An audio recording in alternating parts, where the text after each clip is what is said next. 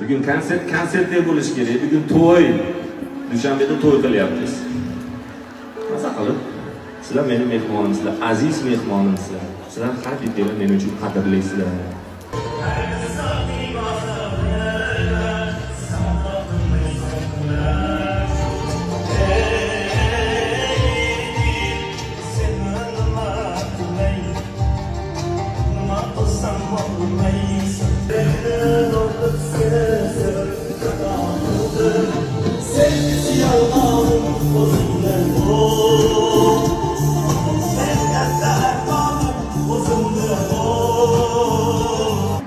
Endi uning uchun raqsga tushish kerak-da.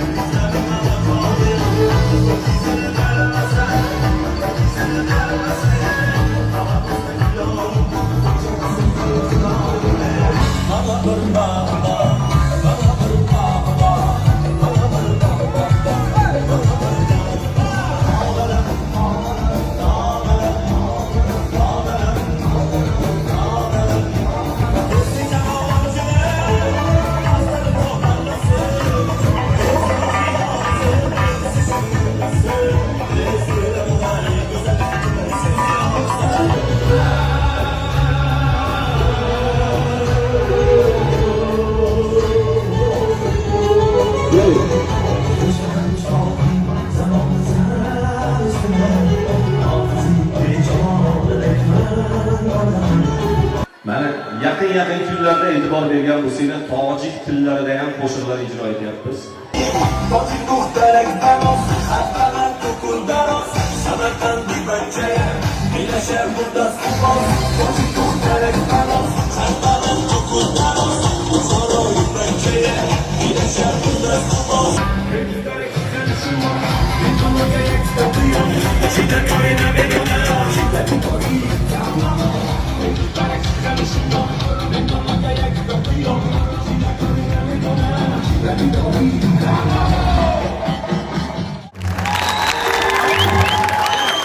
Tasavvurning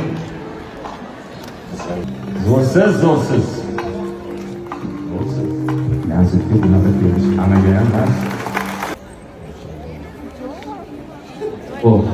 Oqta qiz bo'lgan, turmushga to'y bo'lganda meni chaqirasiz.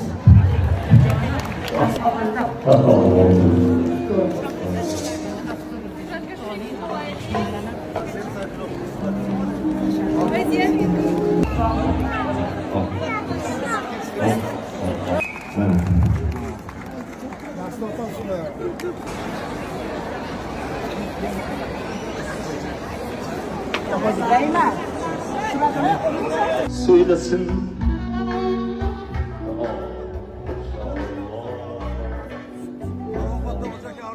Hocaka. Bilasizlarmi, erimning ma'nosini tushgan. Sizlarni yaxshi ko'ramiz, sog' bo'ling.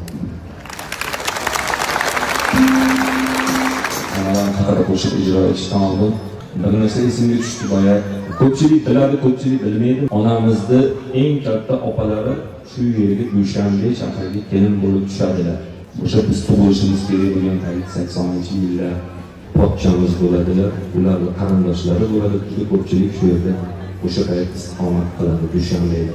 Rahmatli dadam uzoq muddatga Dushanbega konsert, gastrol safarlari bilan kelishga to'g'ri kelib qoladi. Buni endi ko'pchilik biladi, kattalar. Shu payt onam menga homilador paytiga to'g'ri keladi va senga opang yaxshi qaraydi deb opasini oldiga Dushanbega olib keladilar. Shu bahona konsert, gastrol safarlarini o'tkazish maqsadida. Shu payt men dunyoga kelgan payt shu Dushanbeda tug'ilib qolaman.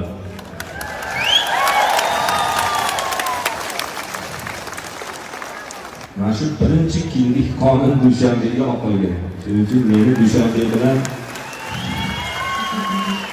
keyin 3 oydan keyin sal ozgina o'zimga kelib qolgandan keyin bizni Toshkentga olib ketganlar. Biz juda ham xursandmiz xalqni ichida bizni o'zbek millati ham borligidan. Biz qardosh, qondosh, jondosh, aka-uka xalqligimizdan